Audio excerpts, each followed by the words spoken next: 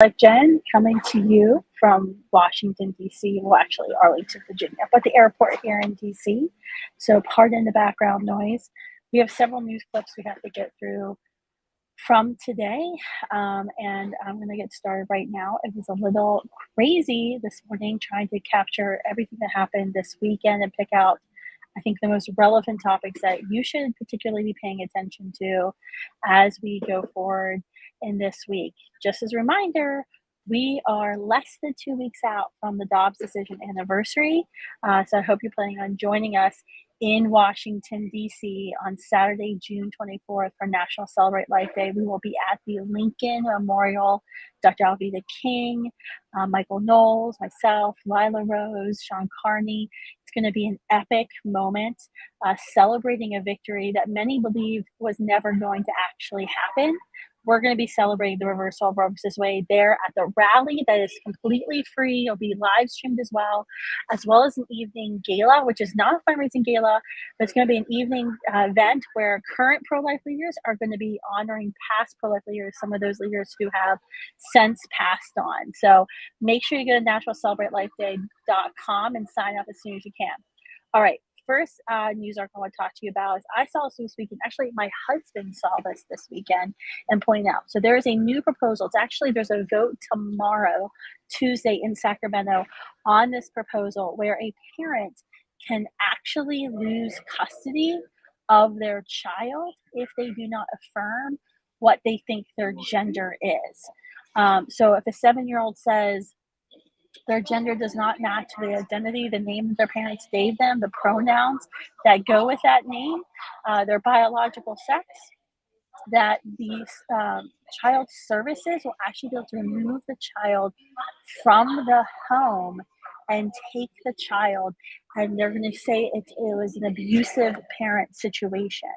This is absolutely shocking. I mean, I guess it shouldn't be shocking. It's California. But this is absolutely frightening for Christian parents, conservative parents, anybody who I don't know cares about biological truth and just fundamental truth. And by the way, not letting your elementary school child make life-changing decisions to take hormones that could make them infertile the rest of their lives, chemically castrate them. Unbelievable that this is the latest news out of California. It's AB 957. So make sure you write that down. You'll probably be seeing more about this as this bill moves forward. Unfortunately, I don't think it's going to just die a quick death there in Sacramento with some of the lunatics running California. So AB 957, remember that number because there's going to be updates about that, okay? The next news I want to talk to you about, something that happened last week. So at Oregon State University, our Students for Life leader, Rebecca Lang, was actually quoted numerous times in the press, and I believe there was actually a college drag show at Oregon State where children were in attendance, and a drag performer actually got nude, showed her bare breasts. It was extremely sexually explicit if you look it up, and I don't even want to show you the clip. I just had to watch it, sadly, myself. If you look up this clip, it's unbelievable. At one point, they called a young girl up on stage that this would be allowed, and the audience members are like laughing. They're clapping.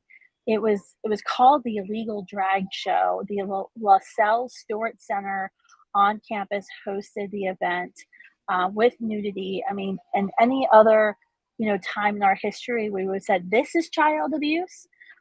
This is grooming children, but now we applaud and clap. Very scary situation. And I'm so proud of our Students for Life group for speaking into this, for being there, recording what was happening, and going public with this because, we all know sunlight is the biggest disinfectant we have when it comes to some of the left's most outrageous things that they're doing on campuses. All right, so this is another story. As some of you may know, I worked at Department of Health and Human Services before I launched Students for Life in 2006. This morning, there's a child's jungle gym right next to me, so you're going to hear children, which is actually kind of cool in the background.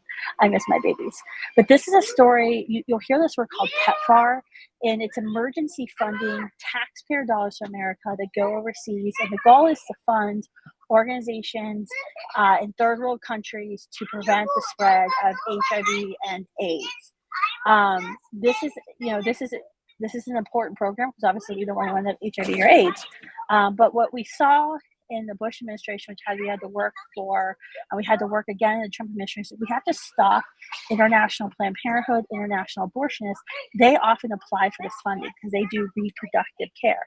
Now, when you look at, you know, the current epidemic that we're in, the CDC has labeled that America is in an STD epidemic, with 1 in 4 having an incurable STD. And the top 2 STDs that Americans have actually can lead to infertility. And so, what you think about these international AIDS funding programs is the money's actually going to agencies that commit abortions. And we don't want taxpayer dollars going to abortion. Every time we have a Republican presidency, that's one of the first things we do is we see a Republican president institute a Mexico City policy, which prevents taxpayer funding of abortions overseas. And as you all know, President Biden is a genius at making abortion a federal issue.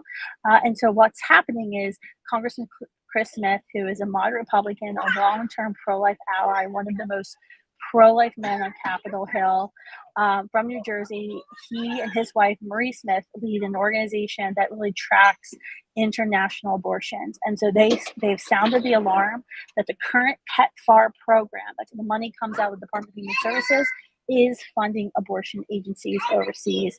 This is an absolute outrage. You should call your Democratic and Republican congressmen, specifically Republican congressmen, and demand they put a stop to it, okay? Because you can do that. Next article, the last article I'm going to read you because I think these kids are going to get louder, is George Soros, who's like 90, is handing over his like philanthropy for his evil empire to his like 36-year-old son named Alex Soros. Alex says that he's more political than his dad, and he wants to use their like $25 billion for like voting rights and reproductive rights. So expect to see a lot more funding from rich white men in the pro-abortion movement, which, I mean, sadly, this is how the abortion movement started, right? When you look at the start of the eugenics movement in America, who Margaret Sanger went to get funding for her eugenics vision at the American Birth Control League, which later became Planned Parenthood, it was always rich, elitist white men. So surprise, surprise, another man's going to be telling women that they're not strong enough and they're not capable enough to choose life, to achieve their career and educational goals while at the same time becoming a mother. All right, last plug. Make sure you sign up for National Celebrate Life Day, Saturday, June 24th. I'll be back here in Washington, D.C. I can't wait to join you at the steps of Lincoln Memorial. Make sure you come. It's going to be an epic day. Yeah, make sure you come. All right, see y'all later tomorrow. I'll be hopefully in Michigan in my PJs when I come to you for the Pro Life Gen News. Good night.